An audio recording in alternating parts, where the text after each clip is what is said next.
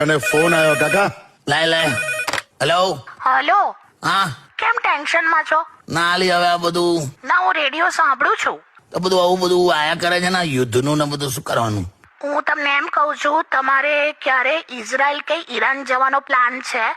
ના રે ભાઈ. તમારી સાઈડના કોઈ સગા સંબંધી ઇઝરાયલ કે ઈરાન ગયા છે? ના આવેલી. તમે ભવિષ્યમાં ત્યાં જઈને નોકરી કે ધંધો કરવાના છો, એવું કઈ વિચાર છે? ના રે ભાઈ, કેમ આવું બધું પૂછે છે? ના, એટલે આપણે ક્યારે પણ ઇઝરાયલ કે ઈરાન ફરવા જવાના છે? સપનામાં નહીં. તમારી સાઈડ થી કોઈ દીકરા કે દીકરીને ત્યાં પરણાવવાના છે? લા ના યાર, મારે ઇઝરાયલ જોડે નાવા નીચવવાના પણ સંબંધ નથી. તો સાંજે છે ને ટીવી નો રિમોટ મને આપી દેજો. હે? મારે સિરિયલ જોવી છે. લે જોયું ને ત્યાં.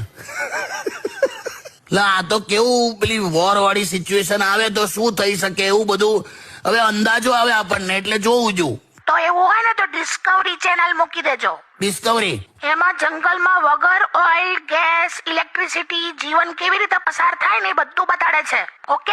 હા ભાઈ, તું જોજે ને સિરિયલ હવે. અને ભૈલું, હા કાકી. આમને થોડા શાંત પાડ ને, હવે બહુ ટેન્શન લે છે. ના ના હવે નહીં થાય કાકી, હું છું ને. Hey, love you. Love you too handsome. આ બીજું ટેન્શન મારે. હાલાને મસ્તી કર. ચૂપ રહો હવે. નાના નાના આશિકો પટાવે છે. હટ. હટ.